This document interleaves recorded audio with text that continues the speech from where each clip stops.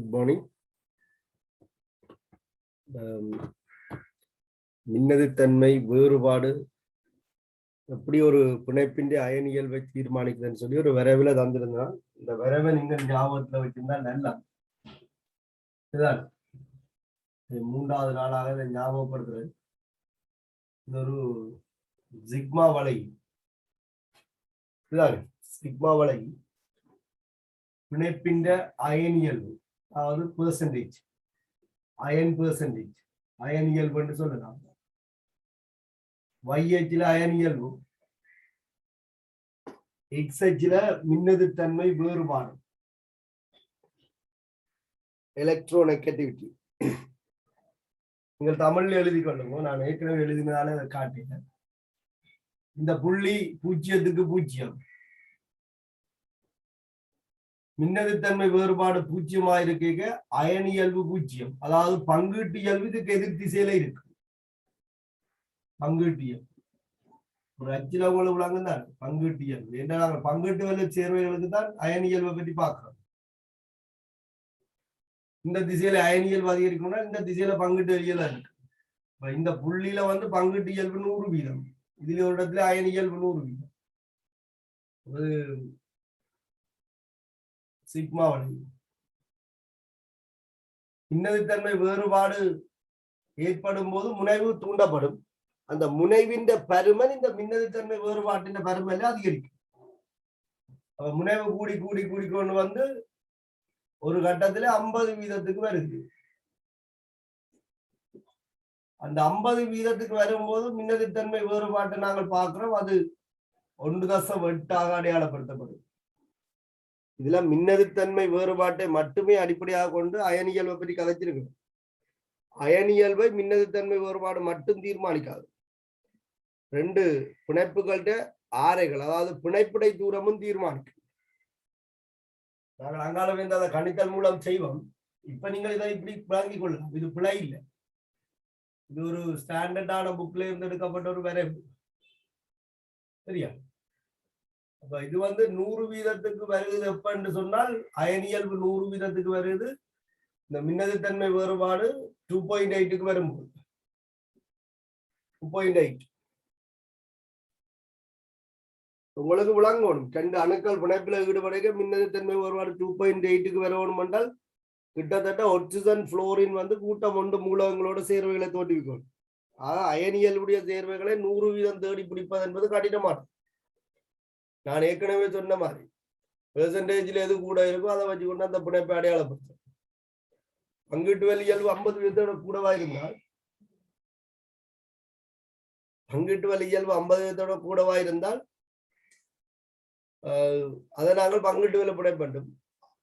அயனியல்பு 50% கூடவா இருந்தால் அதை அயன் பிணைப்பண்டும் அடையாளப்படுத்தணும். மின்னதுத்தன்மை வேறுபாட்டை மட்டுமே அடிப்படையாக கொண்டும் பங்கீட்டு வலி பிணைப்பண்டும் கன்ஃபார்ம் பண்ணிடலாது.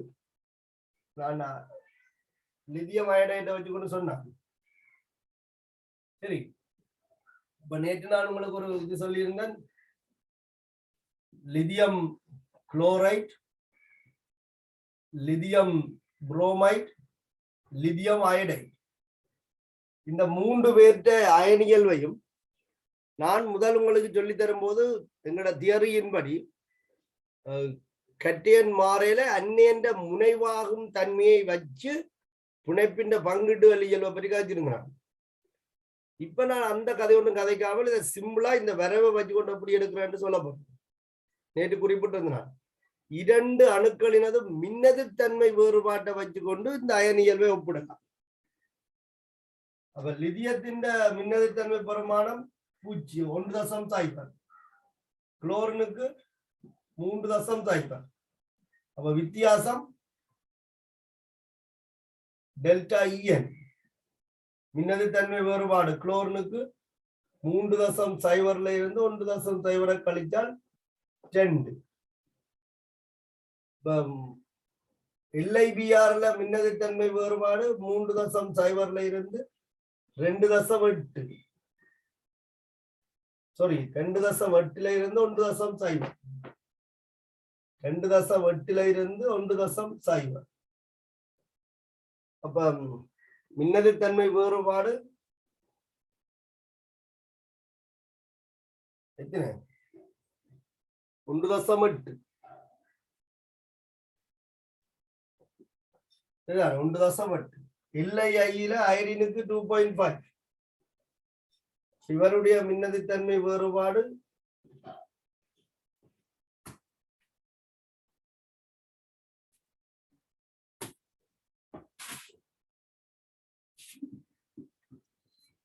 சரியா 1.5 இதுலதான் நான் உங்களுக்கு சொல்றேன் 1.5 என்பதற்காக இல்லை ஐயை அயன் பிணைப்பு இல்லை என்று சொல்லிடாது பங்கிட்டு வலுப்பிணைப்பு என்று சொல்லிடாது பொதுவாக இந்த மின்னதித்தன்மை வேறுபாடு 1.8 விட அதிகரிக்கும் போது 50 அயன் இயல்பு தாண்டும் மின்னதித்தன்மை வேறுபாடு மட்டுமே பிணைப்பின் அயன் இயல்பை தீர்மானிக்கல அந்த உண்மையை நீங்க இந்த இடத்துல கிளியர் பண்ணணும் இல்லை ஐ இந்த மின்னதித்தன்மை வேறுபாடு 1.5 தான் ஆனா இல்லை ஐ வந்து ஒரு அயன் பிணைப்பு அதுக்கு ஆரையும் தீர்மானிக்கு அயடினுக்கு ஆரை பெரிதாக இருக்கிறதால அயன் இயல்பை அடையும் அது நாம் இன்னொரு சந்தர்ப்பத்துல கணிச்சு காட்டும் அப்ப இந்த வரைவில மின்னதித்தன்மை வேறுபாட்டை அடிப்படையாக கொண்டு இந்த அயன் இயல்பை நான் கூற போறேன் LiCl இந்த மின்னதித்தன்மை வேறுபாடு 2 இது 1.8 இதுக்கு இங்கால இருக்கும் அப்ப LiCl எங்க இருக்கும் மின்னதித்தன்மை வேறுபாடு 2 தசத்தை உடைய இந்த வெற்றாட்சியில இருக்கு இதுதான் LiCl இந்த அயனியல் LiBr அயனியல் என்ன 1.8 அப்ப இந்த இடத்துல இருக்கும் LiBr LiI இந்த மின்னதித்தன்மை வேறுபாடு 1.5 அப்ப இதுக்கு என்ன இதுக்கு முன்னுக்கு ஒரு இடத்துல இருக்கு அப்ப இதுல யாரு இருக்கும் LiI இருக்கு அப்ப வடிவா பாருங்க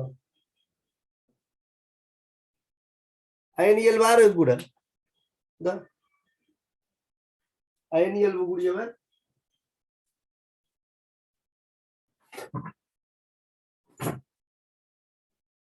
சரி அயனியல்பு கூடினது LiCl நாங்க முதல்ல என்ன சொன்னாங்க இதுக்கு நாங்கள் சொன்ன விளக்கம் என்ன அன்னேண்ட ஆரை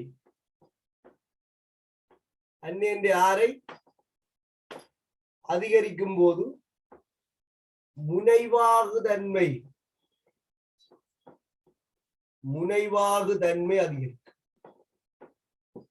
முனைவாகு தன்மை அதிகரிக்கும் போதும் முனைவாக்கம் அதிகரிக்கும் அதாவது கோள வடிவத்திலிருந்து முட்டை வடிவத்துக்கு மாறும் முனைவாக்கம் அதிகரிக்கும் முனைவாக்கம் அதிகரிக்கும் போது பங்கீட்டு சிறப்பியல்பு அதிகரிக்கும் ஆகவே LiCl பங்கீட்டு இயல்பை விட LiBrக்கு பங்கீட்டு இயல்பு கூட LiIக்கு பங்கீட்டு இயல்பு இன்னும் கூட சொன்னார் அதான் வரைவில காட்டு விளக்கம் எழுத சொல்லி கேட்டால் விளக்கத்தை இப்படி எழுதிக் கொள்வோம் ஆனா விடைய நாங்கள் இதுக்குள்ளால எடுக்கலாம் இலகுவாக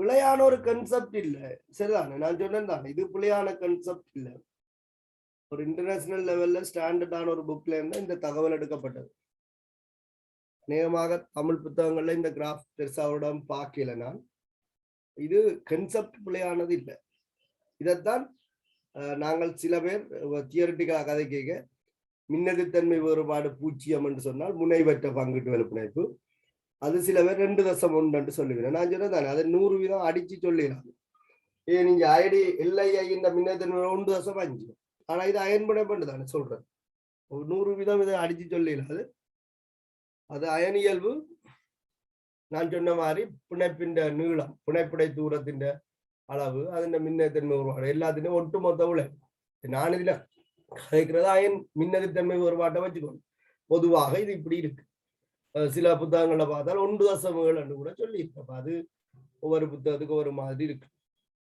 சரியா இது சில முரண்பாடுகள் இருக்குதா நான் உங்களுக்கு அந்த இது பயன்பாடு கருவேற்றமும் கருவேற்றமும் ஒரு படிப்பிக்கும் போது யாரும் என்ன கேள்வி கேட்டீங்க ஐதரசனுக்கு என்ன மாதிரி இருக்குமென்னு சொல்லி சரி ஐதரசனுக்கு என்ன மாதிரி இருக்குமென்னு கேள்வி ஜெனரல் தியரியின் படி ஐதரசனுக்கு பயன்படுகிற வீட்டம் சமனா தான் இருக்கணும். ஆனா நான் அந்த விட சொல்லல நமக்கு. ஏன் அது சிலதுகளை நாங்கள் அப்படி கதைக்க, சிலதுக்கு ஸ்ட்ராங்கான ஒரு எவிடன்ஸ் இருக்கும், ஜென்ரலா யோசிக்க அது தவறா இருக்கும். நான் போய் புத்தகங்களை தேடி பார்க்கும்போது எனக்கு ஒரு நல்ல ஒரு தகவல் கிடைச்சது. அதுல நான் உங்களுக்கு சொல்லியிருக்கேன், ஐதரசன் வலுவள ஓட்டிலத்திறன் உணர்கின்ற கருவேற்றமும் பயன்படு கருவேற்றமும் சமனாக இருக்கும் என்று சொல்லியிருக்கு. ஐதரசன் கருவேற்றம் உண்டு, அந்த இலத்திரன் அந்த கருவேற்றம் உண்டே உணர். ஆனா ஹீலியத்தை யோசிச்சு பாருங்க. நான் உங்களுக்கு சொல்லியிருக்கேன், ஹீலியத்துக்கு ஒரு கிராஃப் சொல்லியிருக்கேன், அது நான் உங்களுக்கு ஷேர் பண்ணி விட்டுறேன். கருவேற்றம் சற்று இப்படி இருந்தால் ஹீலியத்தின் பயன்படு கருவேற்றம் இப்படி இருக்கும்.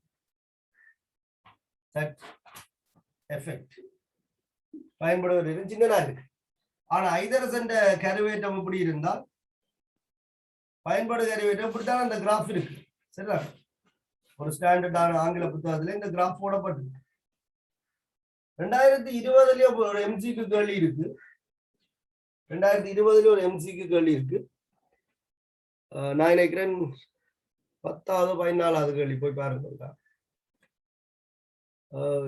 ஹீலியத்தின் வலுவள ஓட்டு இலத்திரன் உணர்கின்ற கருவேற்றம்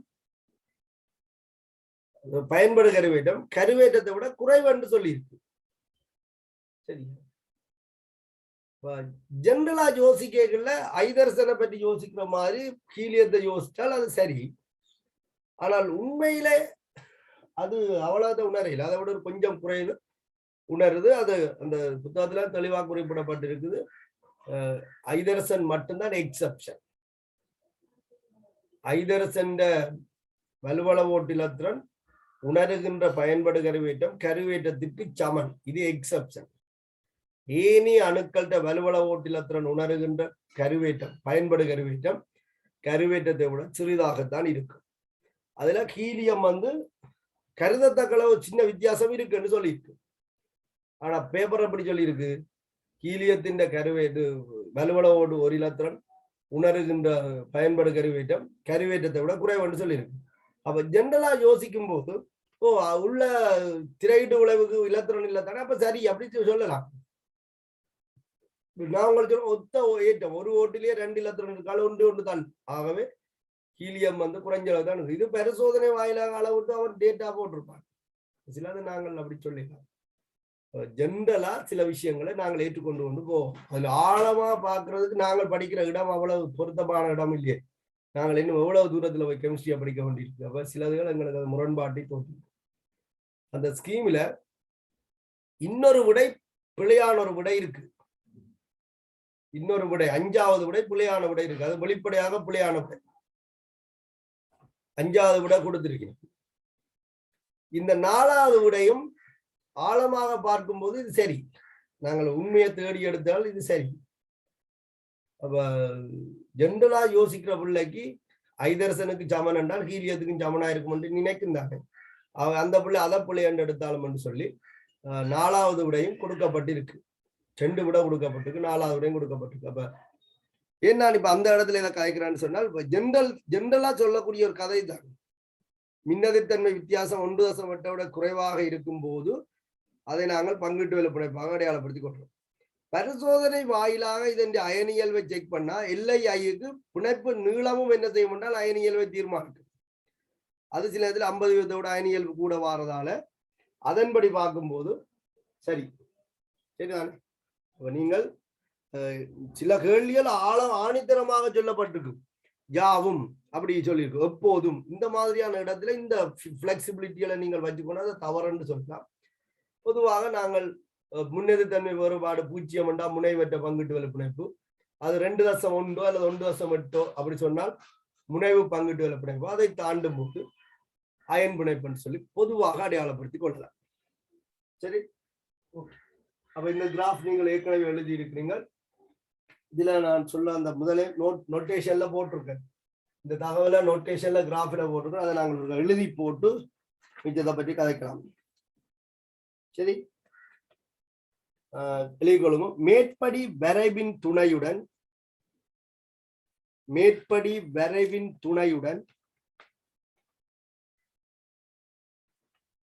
மேற்படி வரைவின் துணையுடன், அதாவது இந்த வளை இதை குழப்பி விட்டுறாங்க, இதுக்கு கொண்டு எழுதுது. மேற்படி வரைவின் துணையுடன் பின்வரும் பொது முடிவுகளை எடுக்க முடியும். பின்வரும் பொது முடிவுகளை எடுக்க முடியும். பின்வரும் பொது முடிவுகளை எடுக்க முடியும். அது ஏற்கனவே நோட்டேஷன்ல குறிப்பிட்ட விஷயம்தான். முதலாவது பாயிண்ட், பின்வரும் பொது முடிவுகளை எடுக்க முடியும். முதலாவது, மின்னெதிர்த்தன்மை வேறுபாடு.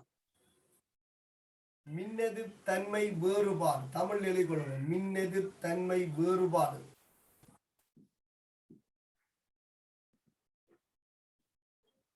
மின்னெதிர்த்தன்மை வேறுபாடு பிரேக்கெட்டுக்கு போடுங்க. டெல்டா இஎன்.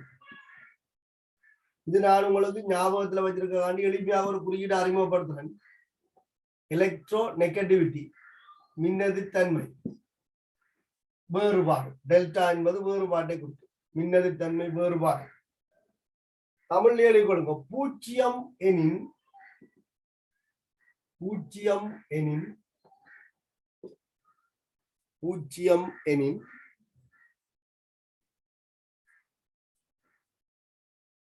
முனைவிலி பங்கீட்டு வலு பிணைப்பாகும். முனைவிலி பங்கீட்டு வலு பிணைப்பாகும்.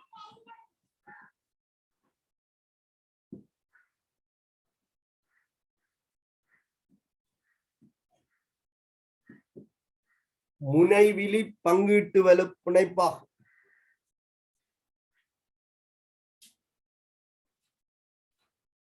அதாவது முனைவற்ற பங்கீட்டு வலு பிணைப்பு. முனைவிலி, இந்த முள்ளந்தண்டிலி அப்படி படிச்சிருப்பீங்க. முனைவிலி, முனைவிலி பங்கீட்டு வலு பிணைப்பாகும். பிரேக்கெட்டுக்கு போட்டு கொடுக்கும். முனைவற்ற. சில நேரத்துல ஒரே விஷயத்த திருப்பி திருப்பி சொல்ல வேண்டி இருக்கு. என்ன செய்யற, எழுதி வச்சு கொடுங்க. படிச்சுட்டீங்கன்னா அவருக்கு தான் ஞாபகத்துல இருக்க முடியும். பத்திரத்துல எழுதினதால பத்திரத்துல ஞாபகத்துல வச்சிருக்க போறீங்களா, ஒரே விஷயம் ஒருக்கா தான் ஞாபகத்துல நிற்கும். எனக்கு வேலை இல்லாததால நான் சொல்றேன், ஒவ்வொரு இடத்துலயும் அதை ஞாபகப்படுத்துறேன். என்ன செய்யற, 10வது இடத்துல விளங்குறது ஒன்று இருக்கும். அதுக்காண்டி சில நோட்ஸையும் திருப்பி திருப்பி உருட்டி உருட்டி சொல்றது. மின்னதிர்த்தன்மை வேறுபாடு பூஜ்ஜியம் எனின் முனைவிலி பங்கீட்டு வலு பிணைப்பு. அதுக்கு உதாரணங்கள் எல்லாம் மேல தான் இருக்கும். அப்ப இதுக்குள்ள நான் அதை திருப்பி குறிப்பிடல. அடுத்த பாயிண்ட், மின்னெதிர்த்தன்மை வேறுபாடு தமிழ் எழுதி கொடுங்க. மின்னெதிர்த்தன்மை வேறுபாடு. மின்னெதிர்த்தன்மை வேறுபாடு பிரகரக குறியீட்டை போட்டுக் கொள்ளுங்க. மின்னெதிர்த்தன்மை வேறுபாடு.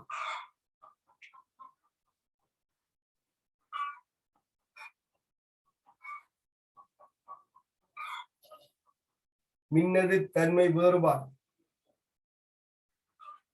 பூஜ்ஜியத்தை விட பெரிதாகவும், பூஜ்ஜியத்தை விட பெரிதாகவும், பூஜ்ஜியத்தை விட பெரிதாகவும்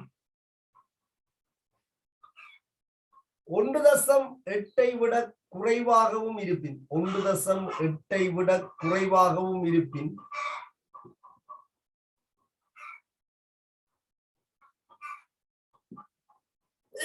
1.8 விட குறைவாகவும் இருப்பின், அதான் இது அயனியல்பு 50% விட குறைவு. அப்ப பங்கீட்டு வலு பிணைப்பு. ஆனா முனைவு இருக்கு, டெல்டா பிளஸ் டெல்டா மைனஸ். பூஜ்ஜியத்தை விட பெரிதாகவும் 1.8 விட குறைவாகவும் இருப்பின் முனைவு பங்கீட்டு வலு பிணைப்பு. முனைவு பங்கீட்டு வலு பிணைப்பு. முனைவு பங்கீட்டு வலு பிணைப்பு. இதுவும் பங்கீட்டு வலு பிணைப்பு தான். ஆனா முனைவு இருக்கு சிறிதளவு டெல்டா பிளஸ் டெல்டா மைனஸ். மின்னெதிர்த்தன்மை கூடிய மூலத்துல டெல்டா மைனஸும், மின்னெதிர்த்தன்மை குறைஞ்ச மூலத்துல டெல்டா பிளஸும் இருக்கு. முனைவு பங்கீட்டு வலு பிணைப்பு. வேணுமென்றால் நோட்டேஷன்ல போட்டுக் கொள்ளுங்க. அது உங்களை சின்ன குழப்பம். பூஜ்ஜியத்தை விட பெரிது டெல்டா இஎன் 1.8 விட சிறிது. இதுதான் முனைவு.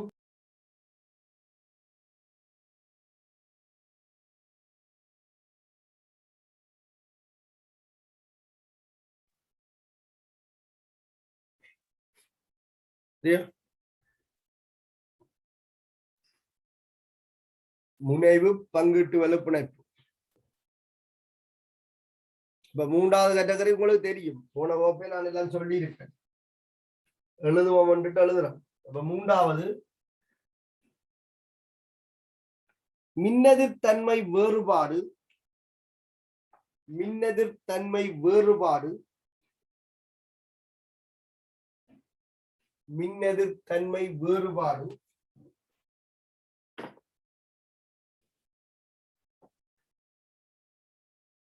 மின்னெதிர்த்தன்மை வேறுபாடு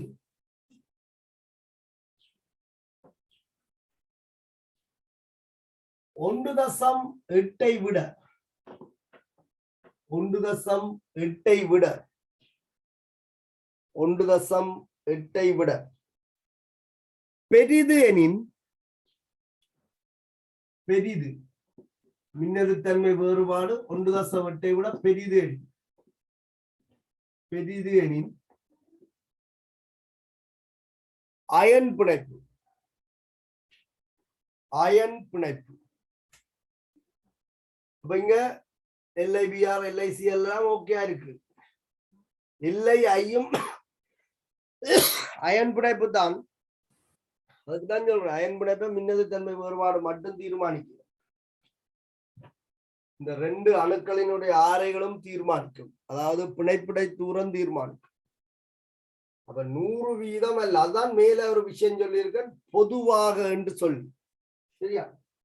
பொது முடிவை எடுக்க முடியும். பொதுவாக அப்படித்தான்.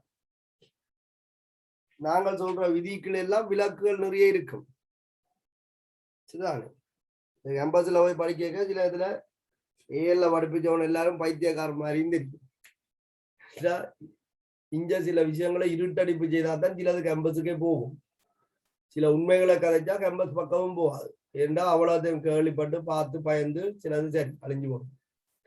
ஓஎல்ல படிச்சதை விட இங்க படிக்க சில இடத்துல வித்தியாசமா இருக்கு. அப்ப அந்தந்த தளத்துல சிலதை நாங்கள் என்ன செய்யணும் தெரிஞ்சு கொண்டு போனா சரி. 60 வயதுல ப்ரொஃபஸரும் ஒரு பாடம் படிச்சால் அவர் அதை விட கூட படிப்பார். நாங்கள் அதை 20 வயதுல படிக்கிறாங்க. சாத்தியப்படாது. நிறைய குழப்பங்களும் நிறைய முரண்பாடுகளையும் உள்ளடக்கினதான்.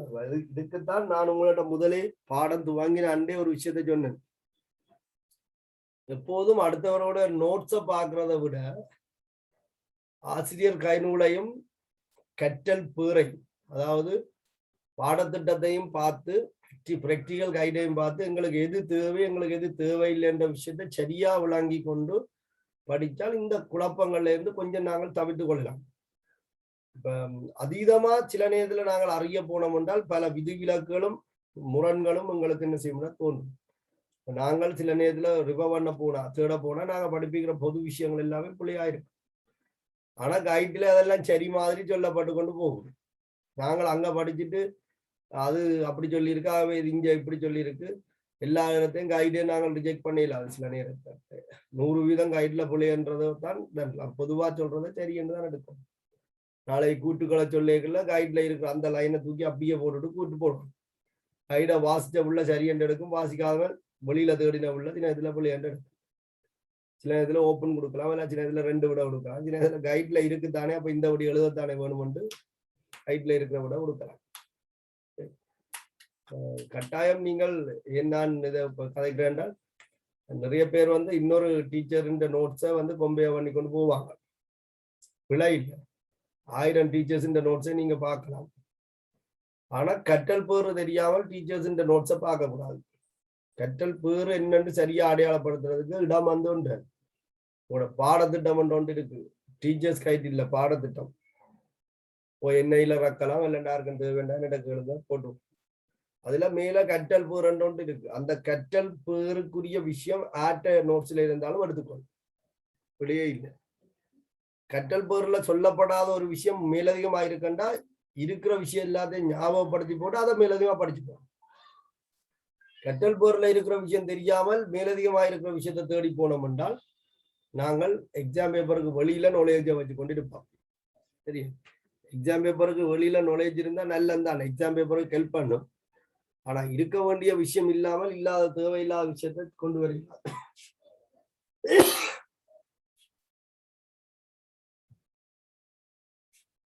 சரியா?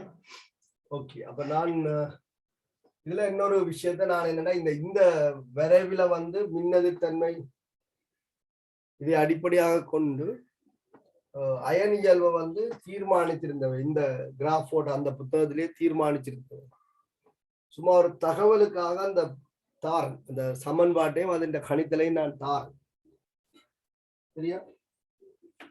என்னண்டா இது கணிக்கிற முறை 2020 ஸ்ட்ரக்சர் கேள்வியில ஒரு அறிமுகப்படுத்தியிருக்கோம். ஒரு சமன்பாட்டை தாங்களே அறிமுகப்படுத்தி அதுல நாங்கள் படிச்ச விஷயத்தை அப்ளை பண்ணி என்ன செய்யலாம்னு சொன்னா அயன் இயல்பை கணிக்கலாம். ஒரு வட்டி கணிக்கிறதா வட்டி என்ன என்னென்ன தெரியாத ஒருவனுக்கு வட்டி கணிக்கிறத பற்றி கேட்கலாது.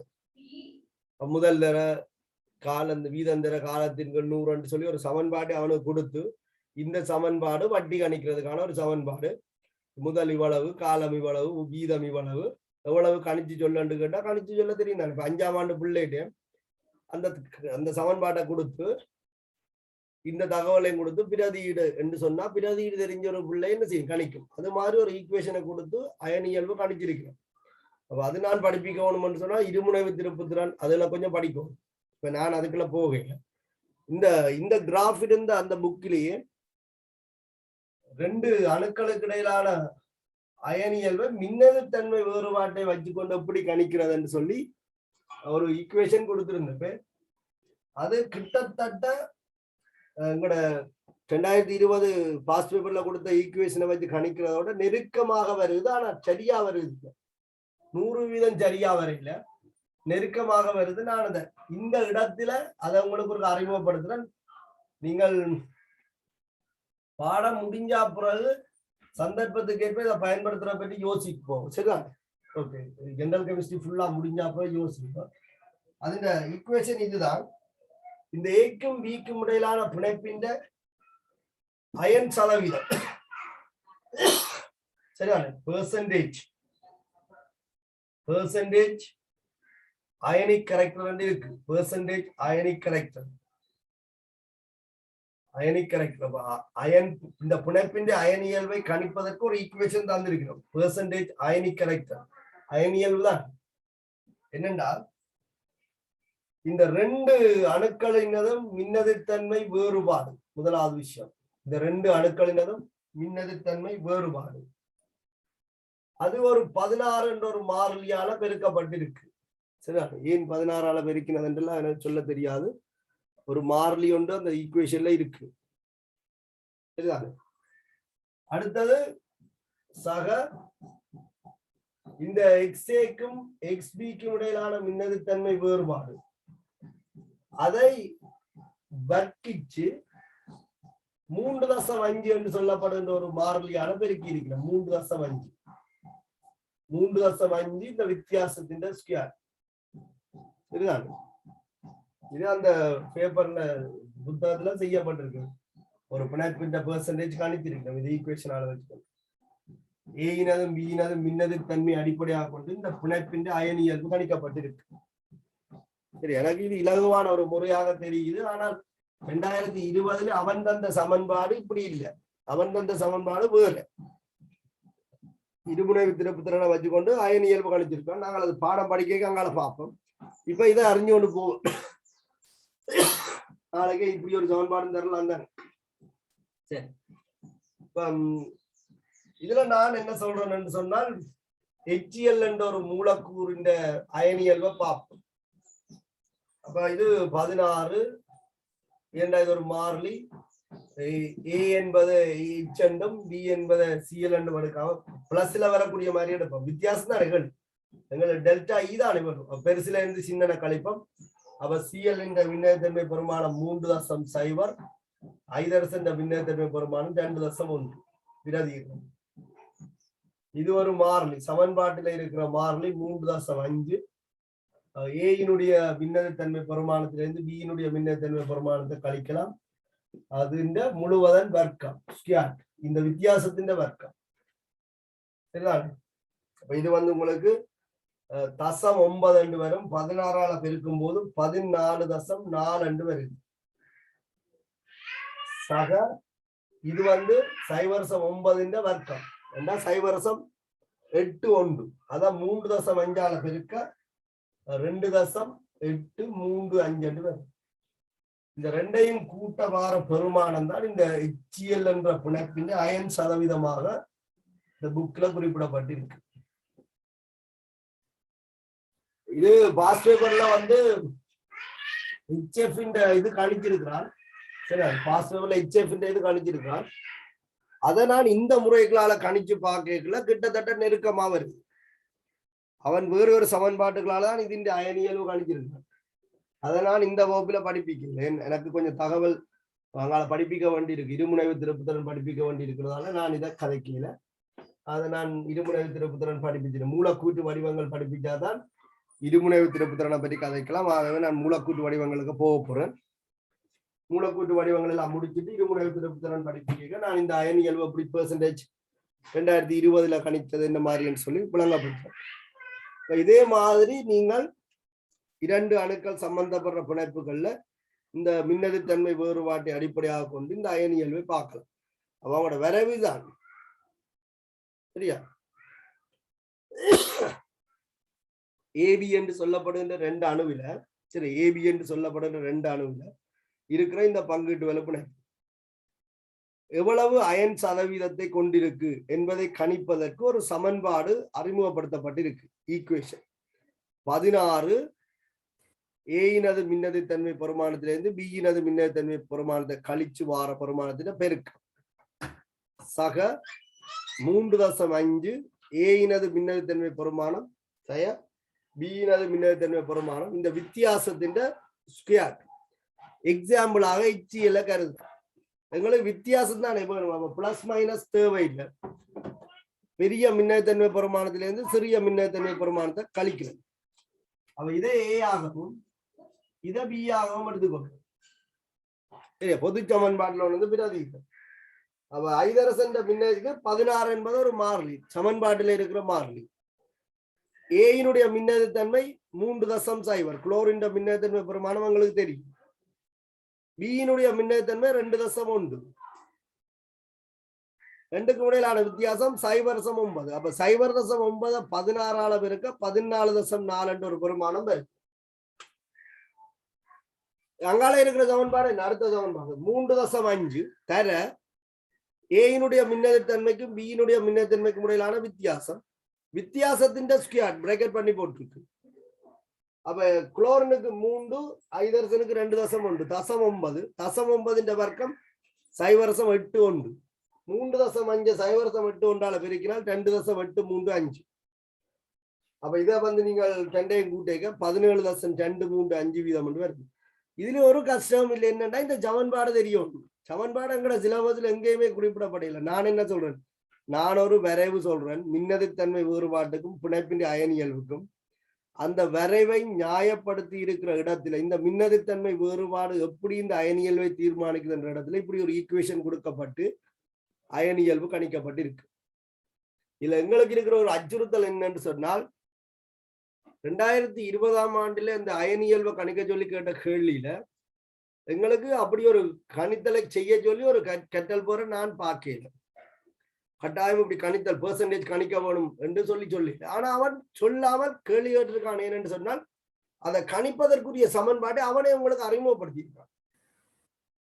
இப்படி ஒரு சமன்பாட்டை அறிமுகப்படுத்தி ഇതിന്റെ மின்னணுத்தன்மை பெருமானம் ഇതിന്റെ மின்னணுத்தன்மை பெருமானத்தை தந்துட்டு ഇതിന്റെ பெர்சன்டேஜ் என்னன்னு கேட்கறதுல என்ன பிழை இருக்கு கேட்கலாம் தானே. அப்படியான ஒரு சமன்பாட்டை அறிமுகப்படுத்தி, ஆனா அவன் தந்த சமன்பாடு இது இல்லை. ஏனென்றால் அவன் தந்த சமன்பாட்டில மின்னணுத்தன்மை பெருமானம் மட்டுமே அயனியல்வை தீர்மானிக்குது என்று சொல்லல, பிணைப்பிடை தூரமும் அயனியல்வை தீர்மானிக்கும். அதனாலதான் எங்களுக்கு அந்த லித்தியம் அயனைட்டு சிக்கலை கொடுத்தது. மின்னணுத்தன்மை வேறுபாட்டை மட்டுமே கருத்துல கொண்ட அயனியல்வை கணிக்க எங்களுக்கு அந்த பிரச்சனை வந்தது. ஆசான் சரியா?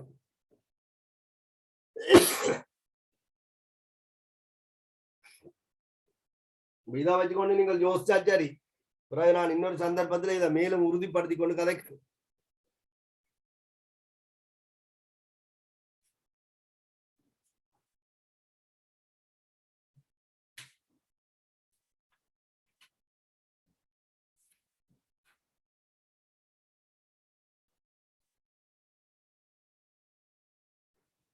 சரியா? ஓகே, அப்ப நான் இந்த சாப்டரை இதோட இப்படி க்ளோஸ் பண்றேன். நான் மூலக்கூட்டு வடிவம் சம்பந்தமாக கதைக்கலாம் என்று நினைக்கிறேன்.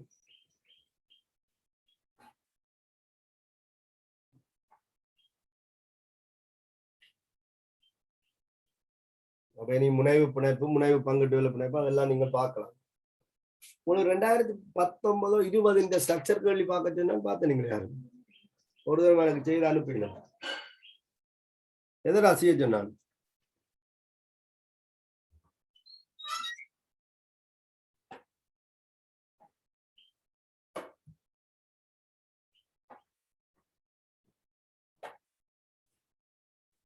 சரி, நான் அழிக்கிறேன்னா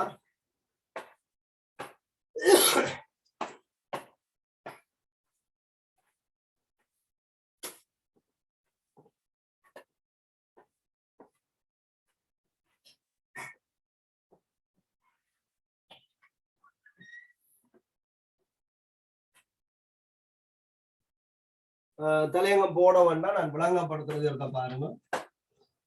மூலக்கூற்று வடிவம் சம்பந்தமாக கொஞ்சம் கதைப்போம்.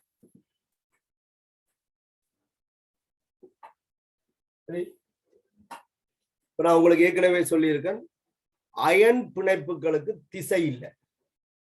அப்ப NaCl போன்ற அயன் பிணைப்புடைய சேர்வைகள்கிட்ட மூலக்கூற்று வடிவத்தை நான் கதைக்க போறது இல்லை. அயன் சேர்வைகளுடைய கூறுகள்கிட்ட மூலக்கூற்று வடிவம், சரியா? அயன் சேர்வைகளுடைய கூறுகள்கிட்ட மூலக்கூற்று வடிவம் என்று கேட்பது பொருத்தப்பாடு இல்லை. ஆனால் அந்த பளிங்கினுடைய அமைப்பை கேட்கலாம். NaCl பளிங்கு என்ன ஒழுங்கமைப்பில் இருக்குன்னு கேட்கலாம். சொன்னா ஒவ்வொரு Na+ஐயும் சுற்றி 6 குளோரின் அணுக்கள் ஒரு கியூப் மாதிரி ஒழுங்கமைக்கப்பட்டிருக்கு. அது அந்த மாதிரி கேள்வி இருக்கலாம். அந்த NaCl மூலக்கூறு வடிவம் என்னன்னு கேட்பது என்ன பொறுத்தவரையில அது ஒரு பொருத்தமான கேள்வி அல்ல. மூலக்கூட்டு வடிவம் அயன் பிணைப்புக்கு இல்லை. அப்ப பங்கீட்டு வலு சேர்வைகள்ல தான் மூலக்கூட்டு வடிவத்தை பற்றி நாங்கள் கதைக்க போறோம். அதுக்கு காரணம், பங்கீட்டு வலு பிணைப்புகளுக்கு திசை உண்டு. நான் சொன்னேன், சிக்மா பிணைப்பு நேர்கோட்டு மேற்பொருந்துகால வரும்.